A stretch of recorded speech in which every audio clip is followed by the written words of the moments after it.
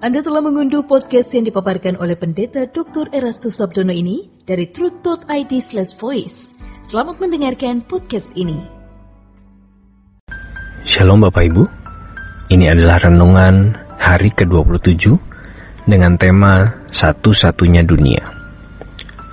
Dari menit pertama kita bangun pagi, kita harus punya kewaspadaan. Kita harus mulai berjaga-jaga, memetakan hari.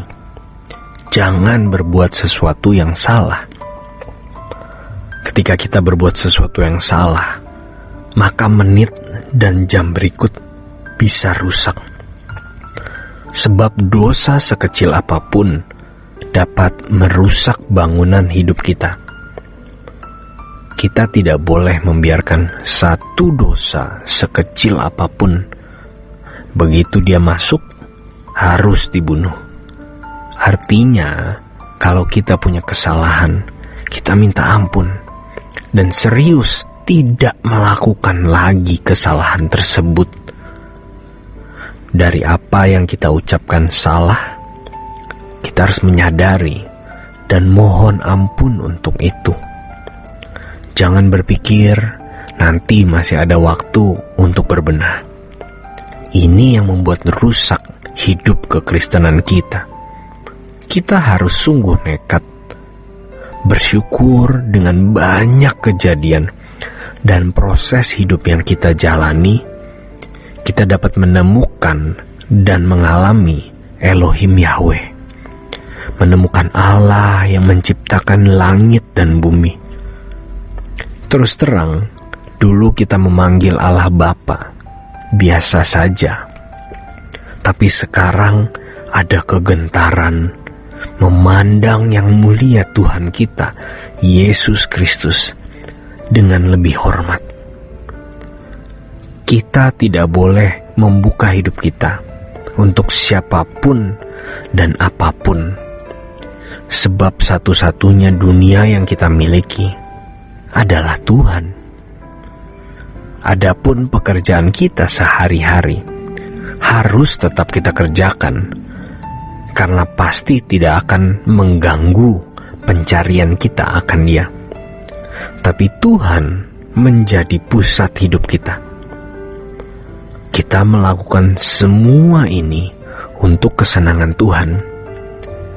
Kalau ibu-ibu di rumah mengurus anak, menyapu, memasak, mempersiapkan makanan untuk suami, atau kirim untuk orang tua, lakukan semua untuk Tuhan. Tapi ingat, pertobatan kita sama sekali tidak boleh ditunda. Jauh-jauh hari, dari menit pertama, jam pertama, di sini baru kita bisa menghayati apa yang dimaksud oleh Paulus. Aku sudah mati, hidupku tersembunyi bersama dengan Kristus di dalam Allah. Namun hampir tidak ada orang yang bisa menjalani hidup seperti ini. Tapi sebenarnya bisa, karena Alkitab berkata begitu. Hanya jangan tunda, karena kita tidak tahu kapan kita meninggal. Terutama kita yang merasa diri kuat, kaya, terhormat. Jangan main-main dengan kematian.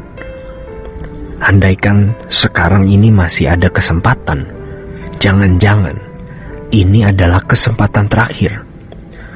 Kesempatan dan peringatan yang Tuhan berikan. Pandanglah bahwa tidak ada lagi waktu kita setengah-setengah. Bukan sesuatu yang bernilai menjadi ketua sinode yang banyak anggota gereja lokalnya, menjadi ketua STT, atau pendeta besar. Sudah tidak perlu kita menjadi gusar karena hal-hal semacam itu. Kita semua berbenah diri. Itu pun juga mati-matian kedagingan kita. Tidak mudah. Kita harus berubah dalam Tuhan. Begitu rupa hari ini. Dan mengajak sebanyak-banyaknya orang untuk berdiam di kerajaan surga. Tetapi yang menjadi masalah hari ini adalah bagaimana membuka pikiran orang-orang untuk melihat kehidupan yang akan datang yang dijanjikan oleh Tuhan Yesus. Supaya di mana aku ada, kamu ada. Banyak orang tidak sanggup lagi karena dunia mengkondisikan mereka hanya memperhatikan apa yang kelihatan. Sementara Paulus berkata, kami memperhatikan apa yang tidak kelihatan. Teruslah bergerak menuju langit baru, bumi baru. Untuk itu berubahlah sesuci-sucinya, sekudus-kudusnya. Jangan terikat dunia, dan berfokuslah menyenangkan hati Bapa di surga. Pahami apa yang bisa menyenangkan hati Bapa. Kenalilah proyek pekerjaan yang Bapa percayakan kepada kita masing-masing untuk kita penuhi. Dengan cara demikian, sejatinya kita telah mempersiapkan diri ke surga.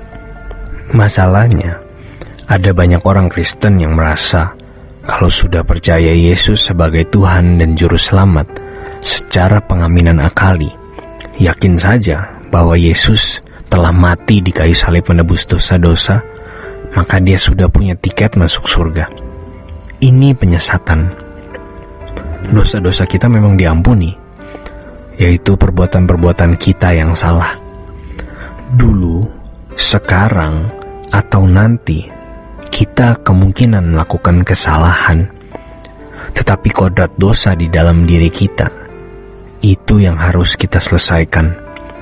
Yang di masa penampian ini, yang jahat bertambah jahat, tetapi yang kudus bertambah kudus. Artinya, mengkondisikan orang yang sungguh-sungguh kodrat dosanya dikikis, kodrat dosanya digerus. Jadi kita tidak boleh rileks, ibarat menaiki kendaraan. Tidak boleh kecepatannya 60 km per jam. Kita harus di atas 100 km per jam. Ibarat berlari, kita tidak bisa berlari 5 km per jam. Kita harus bisa lari dengan kecepatan 20 sampai 30 km per jam. Kalau kita tidak serius dengan Tuhan, kita akan ditelan oleh manusia. Manusia di sekitar kita itu bisa menjadi alat kuasa kegelapan menghancurkan kita. Oleh karenanya, kita harus terus melekat dengan Tuhan. Kita tidak boleh membuka hari hidup kita untuk siapapun dan apapun. Sebab satu-satunya dunia yang kita miliki adalah Tuhan.